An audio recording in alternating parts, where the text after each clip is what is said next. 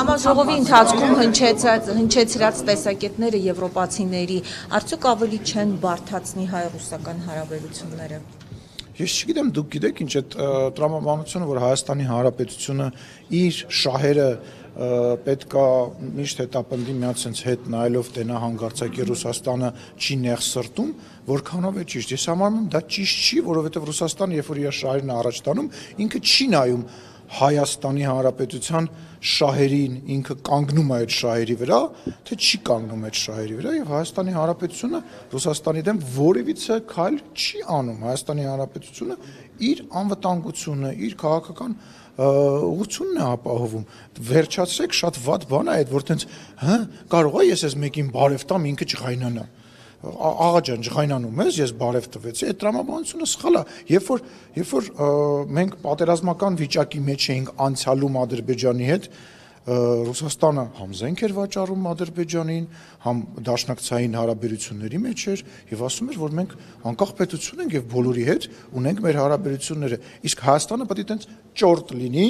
իրան ասեն դու սրա հետ պետք է լավ լնես, սրա հետ պետք է լավ չլնես, որ հանկարծակի իրան բարևեցիր կամ դիմավորեցիր կամ հանկարծակի հյուրընկալեցիր, սենց ոնց կլինի։ Բայց Հայաստանը ավելի շատ կախված ենք Ռուսաստանից, բայց տնտեսապես ավելի կախված ենք։ Լսեք, նախ չեմ ուզում կտրուկ բաներ ասեմ, բայց կախվածությունը ո՞րն է, եկեք ընտրենք, կամ մենք ծնկած ապրում ենք ինչ որ մեկի, լինի դա Ռուսաստանը, Ֆրանսիան կամ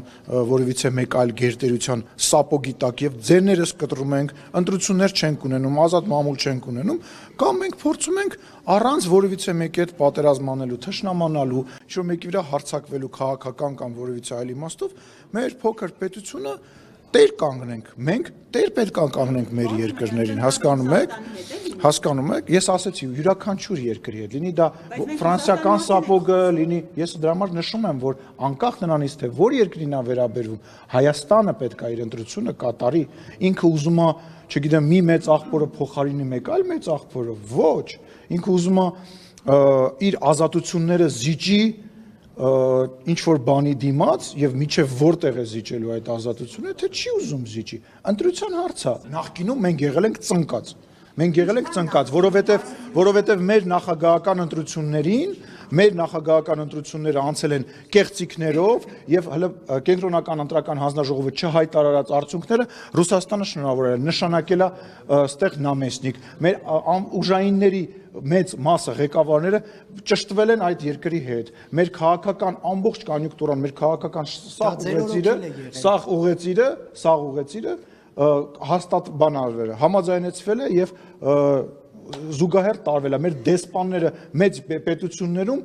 իրանց դեսպանների հետ համագործակցել են, որ հանկարծակի մենք անկախություն ենք ունեցել քաղաքական իմաստով։ Մենք մինչև 18 թվական անկախություն չենք ունեցել, իսկ 20 թվականից հետո հաշվի առնելով այն, որ մենք տեսանք, թե ինչ տեղի ունեցավ, Լեռնային Ղարաբաղի ժողովուրդը տեսավ, թե ինչ տեղի ունեցավ, երբ որ դաշնակիցը մեզ առնվազն մենակ թողեց